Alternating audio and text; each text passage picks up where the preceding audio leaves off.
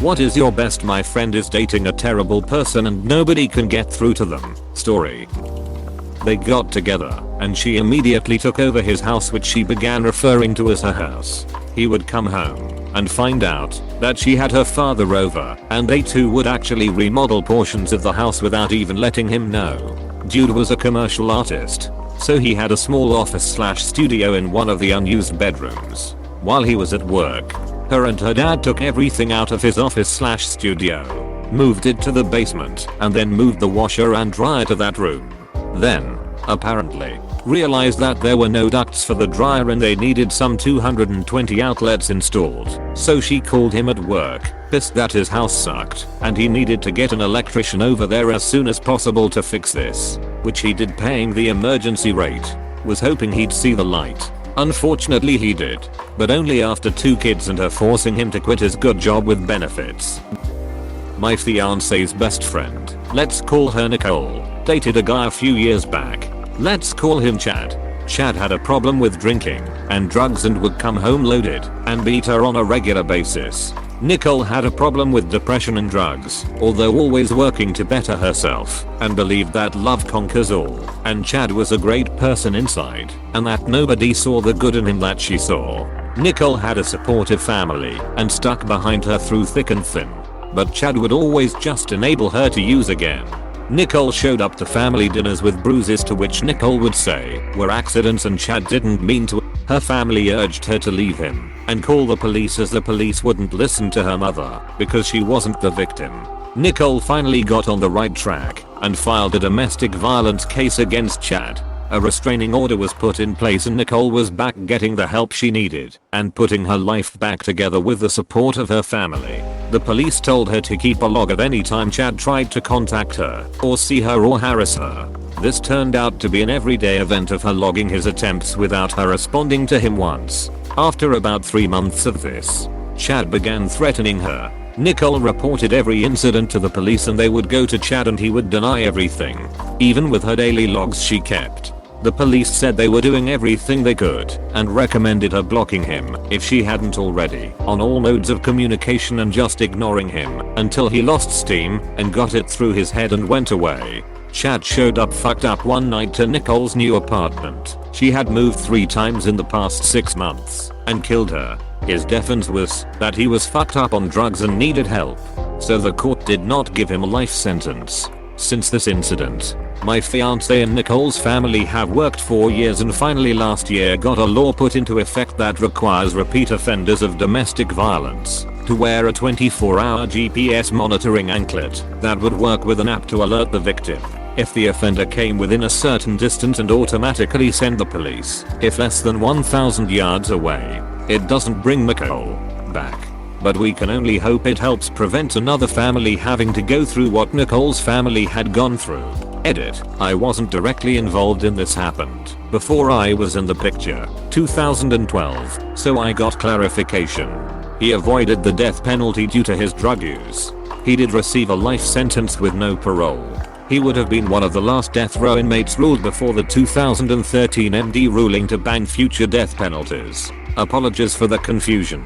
It's always hard to ask my fiance about her best friend, so I have always let her bring it up at her own comfort level.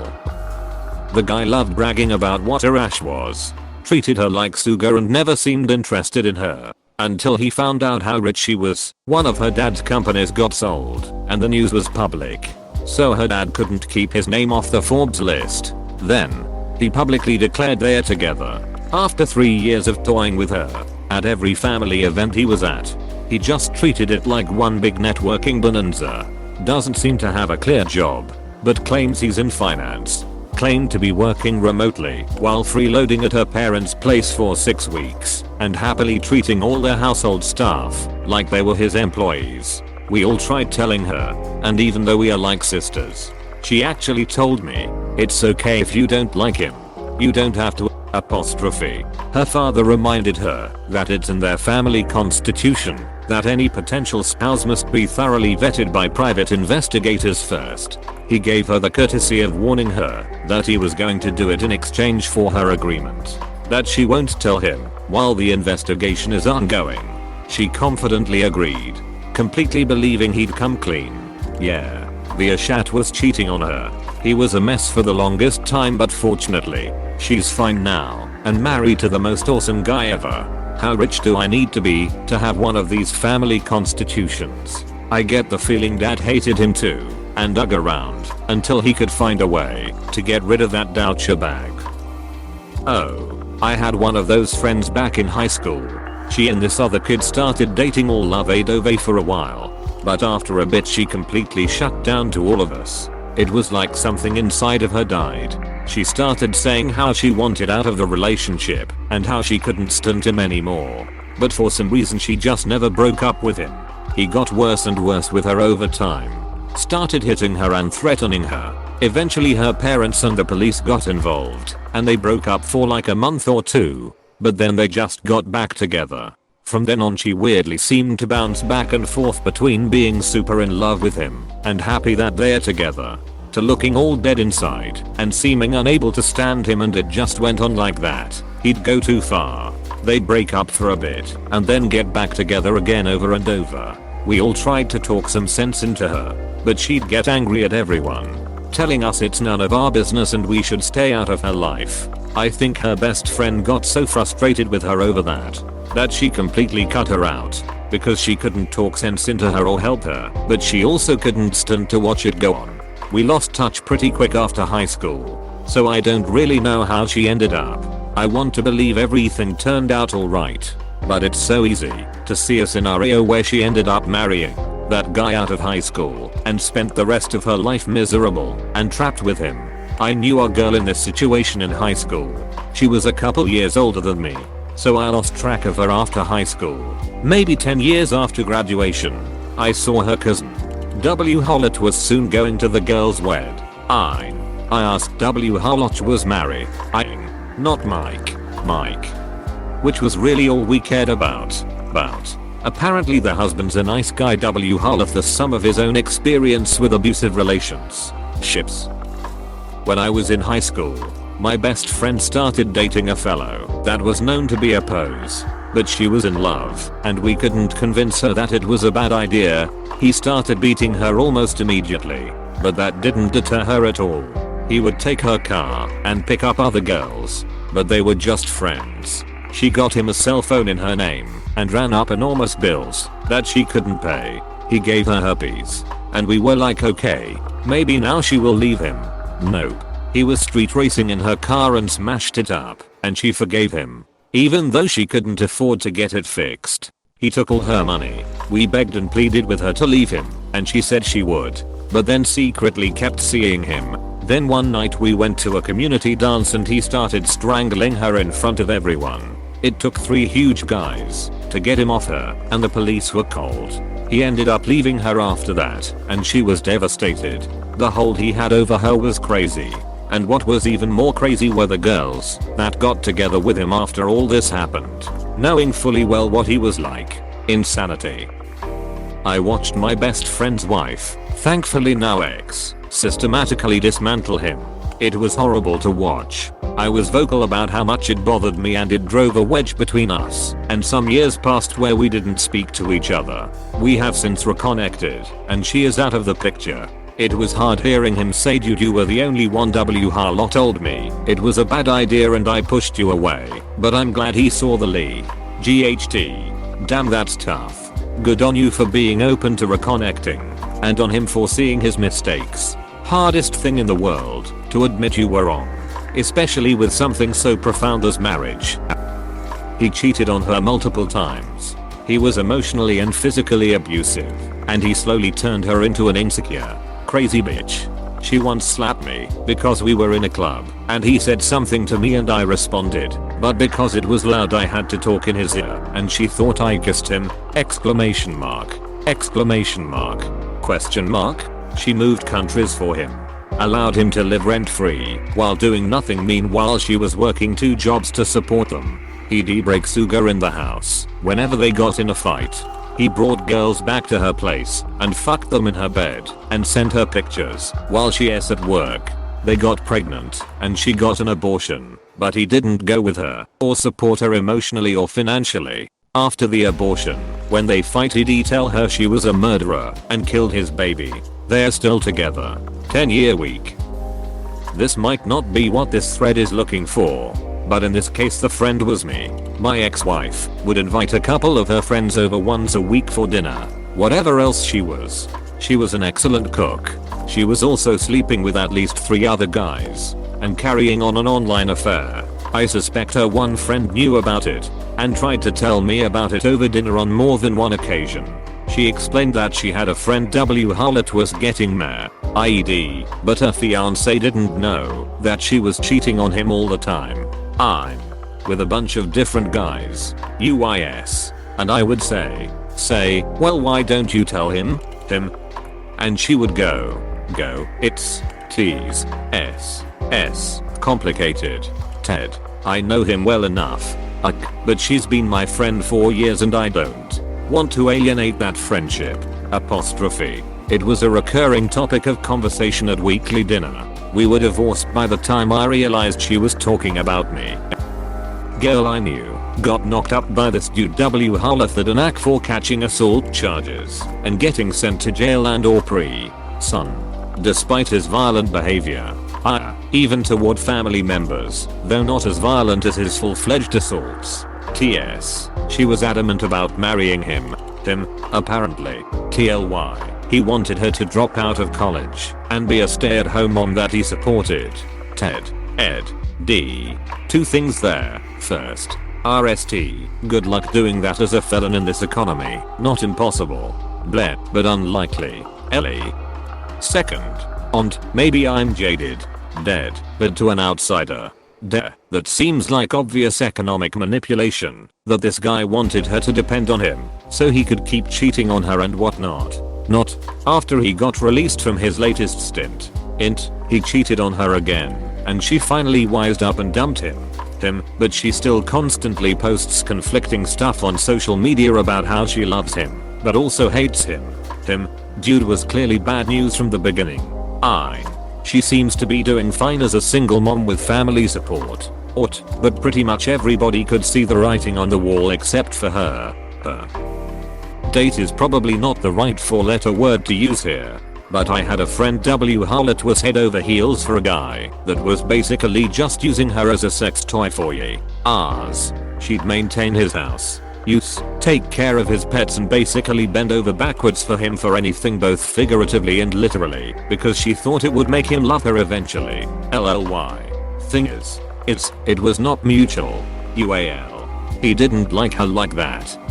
Only saw her as a friend, which he openly admitted to both us and her, but she didn't get it / was in denial. He would also constantly berate her right in front of us. He was very quick to anger and would often try to intimidate / threaten people that were disagreeing with him. He wasn't stupid though.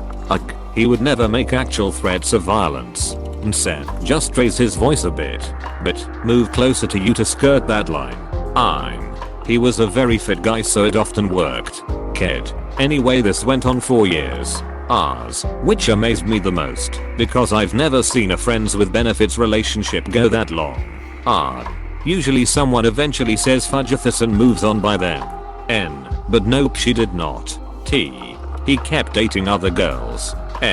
Which would emotionally destroy her, but she'd stick around and keep taking care of his stuff for him. Then the guy and his GF would break up, so they'd go back to their FWB situation, which she was seemingly content with, since it meant they got to be together in some capacity.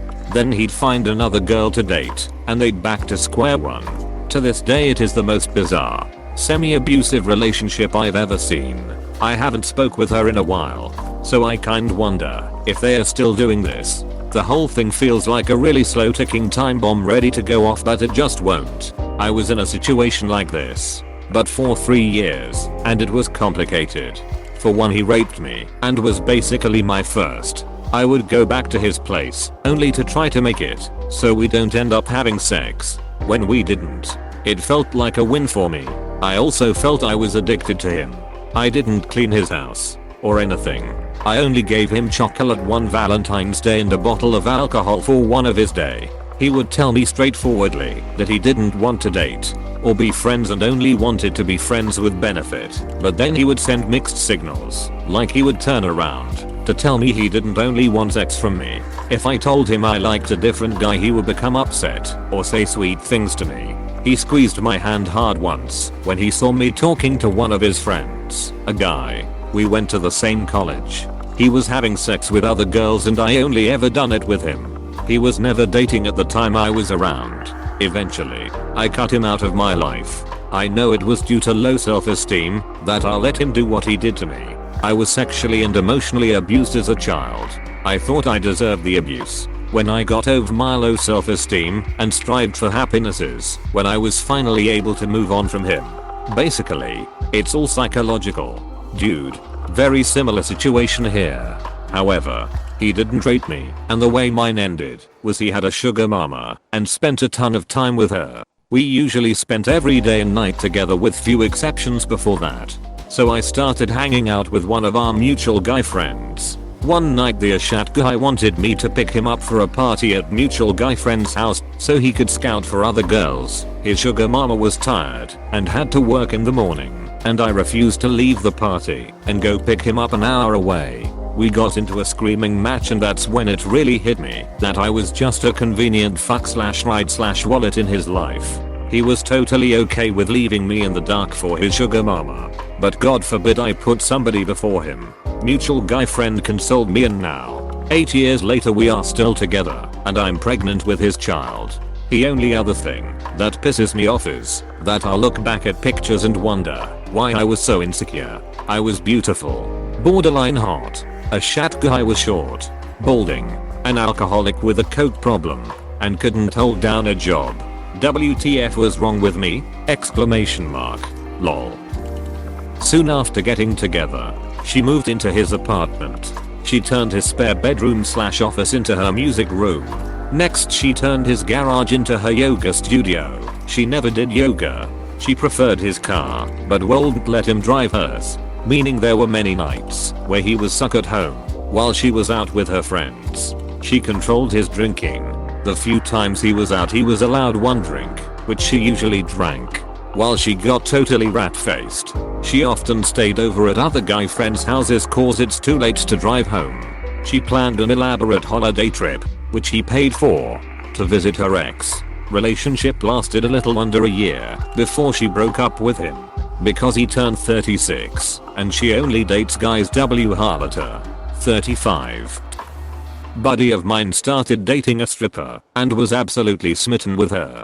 There's nothing wrong with that profession, but he was just kind of at a different place in life than her, and we all knew there was no way it was going to work out. He can party, but she was absolutely wild. We all tried to gently point this out to him, but he wouldn't hear any of it and got upset with us for trying to sabotage his happy relationship.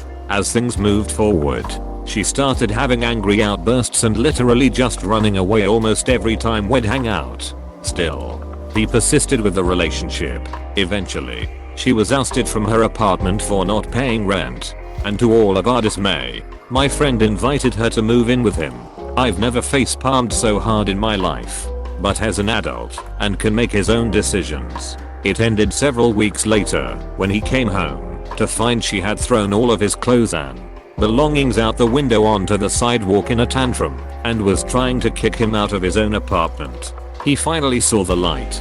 Funny side note, a week before he met her, my girlfriend at the time and I were out drinking, and she commented on how she'd always kind of wanted to go to a strip club. So we made the drunk decision to call a limo and go. It turned out to be the club my friend's ex worked at on a night she was a regular, so I probably saw her boobs before he did. My sister-in-law dated this high school dropout pothead Tony forever. In fairness, they started dating in middle school, and we are on again off again 4 years. No one, even her parents, could understand what she saw in this guy. Harloth had no background, no ambition, and no discernible good qualities. Yes, he was just the local neighbor kid. Harlot started creeping on my sister-in-law when they were young and would never go away. She just kept telling us we don't see what she sees in him. I roll. Eventually we just accepted that nothing we said was going to change her mind. And after a decade or so we got to know him and realized that he absolutely loved her with his whole heart and would do anything for her. He was actually really handy with a strong work ethic. He's great with kids and will be a great dad.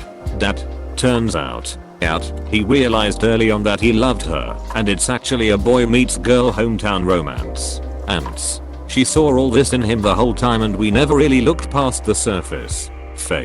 They finally got married a few weeks ago and I couldn't be happier to call him my brother-in-law. We had one friend in our group. W. Hollett was this introverted but sweet guy. He hooked up with a girl we called the troll. I don't quite know what he saw in her. Maybe he was just lonely, but she was unattractive, unpleasant, and unintelligent, and most importantly, TLY, she was terribly domineering. Like she was telling him off and telling him what to in public. I dread to think what it would be like in private. She was also cutting him off from his friends. NDS, especially female ones. Northeasts. They're married with twins now, and none of our friend group are in contact with him anymore. Or, last I saw he was his engagement party. RTY. Holy Sugathas terrified me. Everything here is my best friend's relationship, except she hits him in public too. Has since stopped talking to us in favor of her, and we ended up just letting his parents know what's up before leaving. He now hates her on social media, insulting us. Please click subscribe if you enjoyed this video.